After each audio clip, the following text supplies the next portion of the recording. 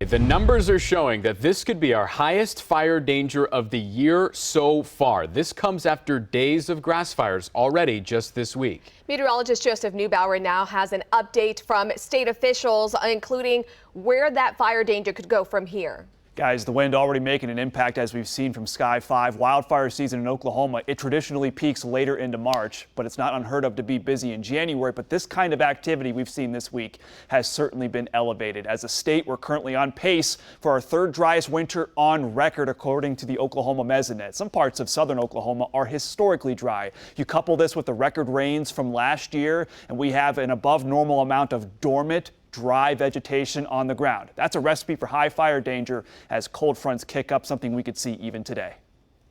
It does look pretty risky, especially as we get, into that peak fire season, late February, into March, even into early April. It can extend it. Gary says there's no crystal ball into February or March or April, but history tells us that coming into early spring, historically dry like we are right now, it is not a good thing. And Jonathan mentioned this earlier, we can do our part. Many of us aren't under burn ban just yet, but today is a day where there's an exception to that rule. Just pretend like you're under burn ban. It'll help mitigate that risk.